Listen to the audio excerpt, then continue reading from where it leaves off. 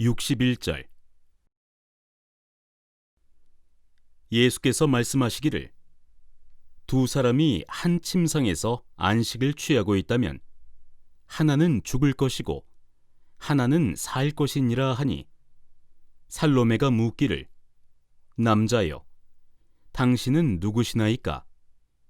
당신은 마치 특별한 분으로부터 오신 것처럼 나의 침대에 누우셨고 나의 식탁에서 식사하셨습니다 라고 하였다.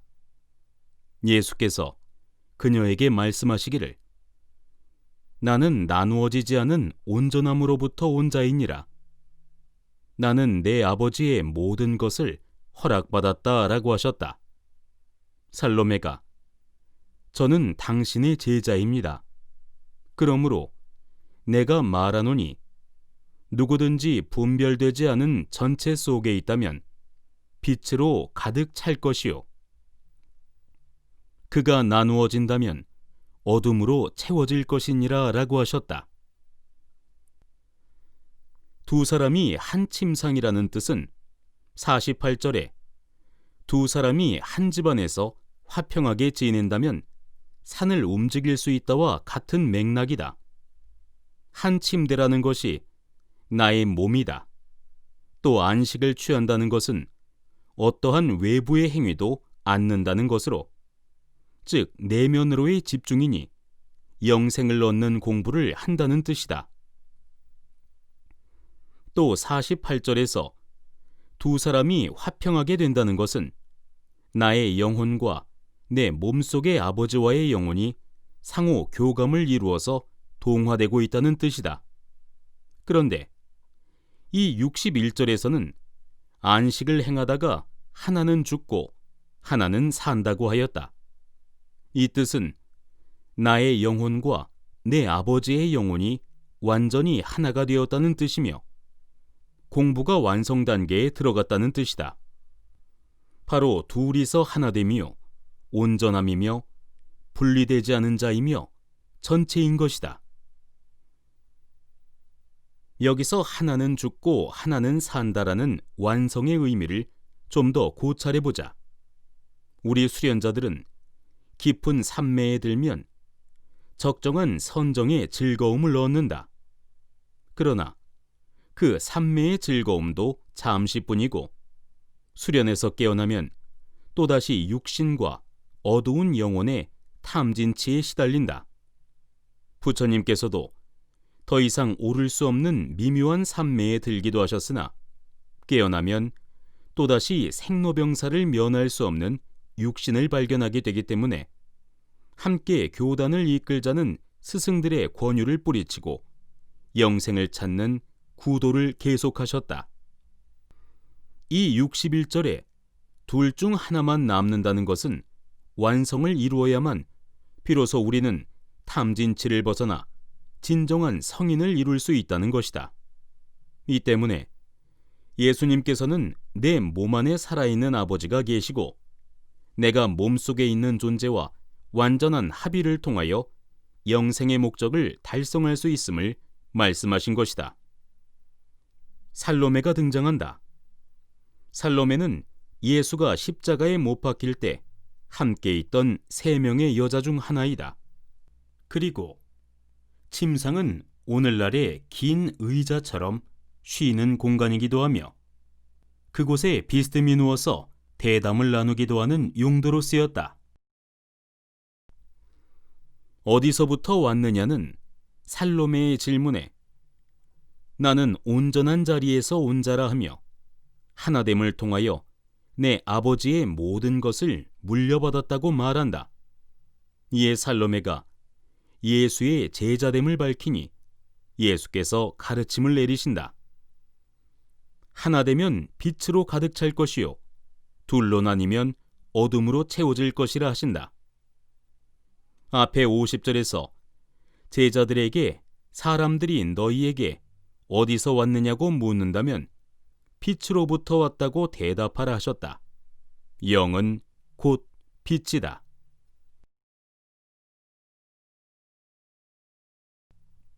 (62절) 예수께서 말씀하시기를 나의 비밀스러운 가르침을 받을 만한 자에게만 나의 비밀스러운 가르침을 전하노니 그대 오른손이 하는 일을 왼손이 모르도록 하라라고 하셨다. 중국의 도서에도 스승이 제자를 찾는 것이 제자가 스승을 찾기보다 더 어렵다라는 말이 있다. 이 때문에 영생을 얻게 하는 실제 수련법은 비인부전이라 하여 함부로 전하지 않는다. 또 모두에게 전하고자 하여도 세상의 부귀에만 마음이 팔려있는 사람들은 눈에 보이지 않는 것에 대해서는 관심이 없다. 그리고 오히려 이상한 사람, 현실성이 결여된 몽상가 취급을 하기 마련이다. 예수님 또한 어둠 속에서 헤매는 대중이 불쌍하니 그들의 의식을 일깨우기 위하여 전해져 오는 악습을 바로 알게 하려는 것이며 실제 수련은 제자들에게만 은밀히 전하신다. 그리고 하나됨을 이룰 때까지 오른손이 하는 일을 왼손이 모르게 하듯이 골방에 홀로 앉아 은밀히 행하라고 하신 것이다.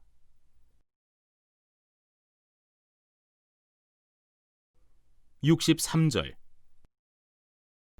예수께서 말씀하시기를 많은 돈을 가진 부자가 있었느니라. 그가 말하기를 나는 나의 돈을 들여서 씨를 뿌리고 거두고 심어서 나의 창고를 수확물로 가득 채울 것이다. 그러면 부족할 것이 없을 것이다 라고 하였다. 이런 생각들을 심중에 두었으나 그날 밤에 그는 죽었다. 들을 만한 귀가 있는 자는 들어라 라고 하셨다. 죽음이 예고 없이 찾아오면 결국은 자기 것으로 생각하고 있는 모든 것을 빼앗기는 삶의 허망함을 말한 것이다.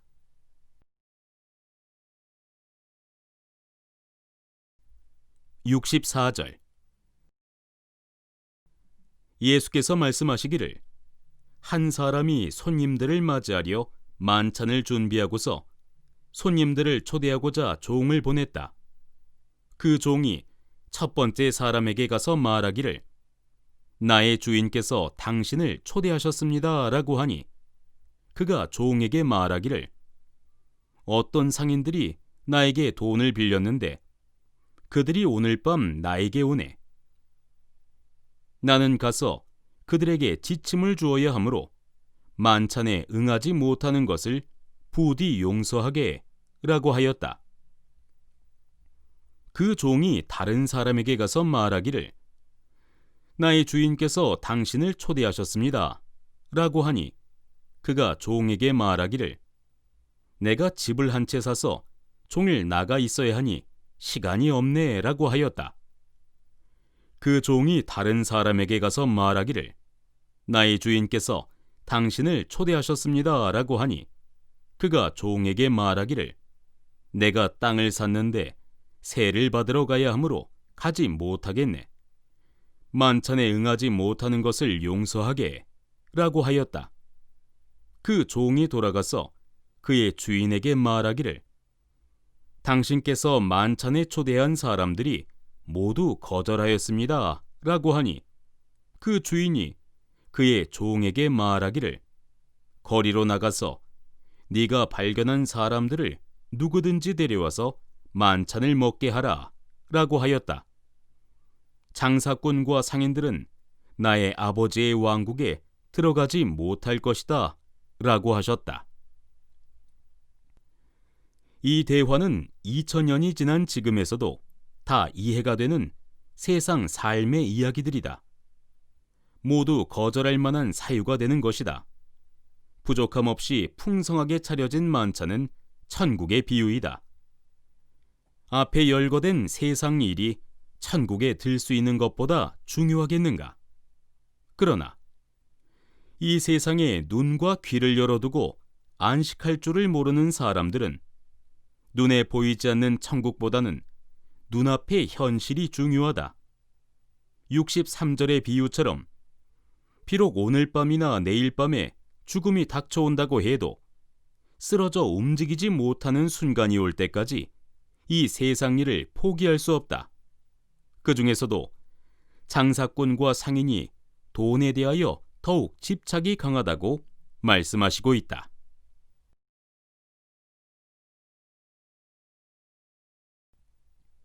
(65절) 그분께서 말씀하시기를 포도원을 소유한 사람이 몇 명의 농부들에게 소작을 주었다. 그래서 그들은 일하게 되었고 주인은 그들로부터 수확물을 거둘 수 있었다. 그가 농부들로부터 포도원의 수확물을 받아오도록 그의 종을 보냈다.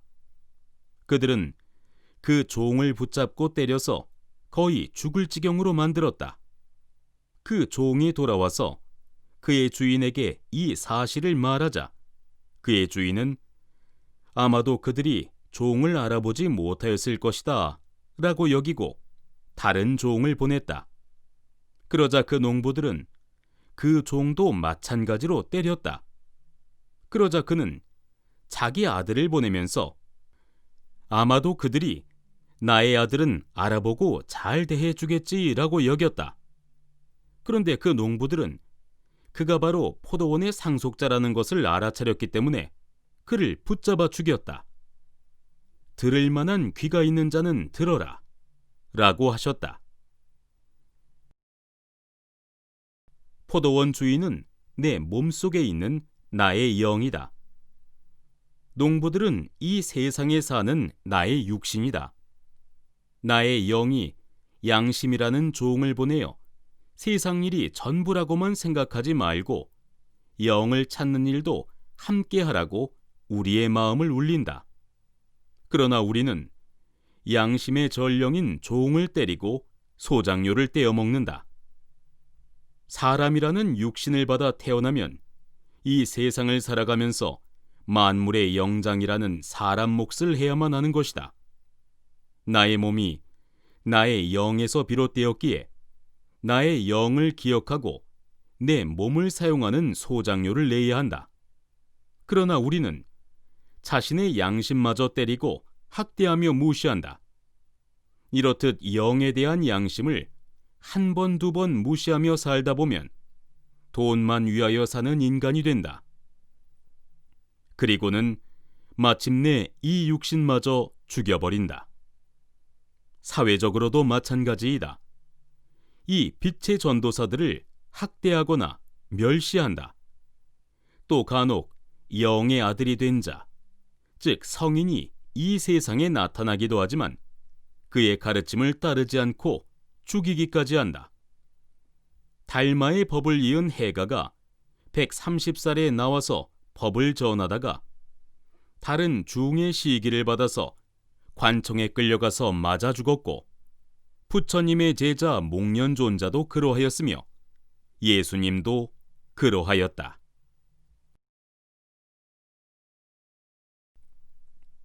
(66절) 예수께서 말씀하시기를 건축자들이 버린 돌을 내게 보여주어라. 이것이 바로 주춧돌이도다 라고 하셨다. 이 공부는 세상의 부귀영화를 누리고자 하는 일이 아니다. 누구보다도 자신에게 성실해야 하며 남이 알지 못하게 진행되어 간다. 이 때문에 고서에서는 귀신도 엿보지 못한다 라고 표현하고 있다. 62절에 오른손이 하는 일을 왼손이 알지 못하게 하라와도 비슷한 측면이 있다. 그리고 이 공부는 남들이 볼 때는 하는 일 없이 그저 빈둥대며 노는 것 같으나 사실은 속으로는 무척 부지런하고 조심스러워야 한다. 이렇게 겉모습과 속이 다르므로 세상 사람들은 쓸모없는 사람 취급을 한다. 이러하므로 건축자들이 버리는 쓸모없는 돌이 된다. 그러나 예수님께서는 이렇게 세상에서 인정받지 못하는 자들, 세상살이에 욕심 없는 자들을 보고자 하신다. 그 가운데서 주춧돌을 가려내고자 하신 것이다.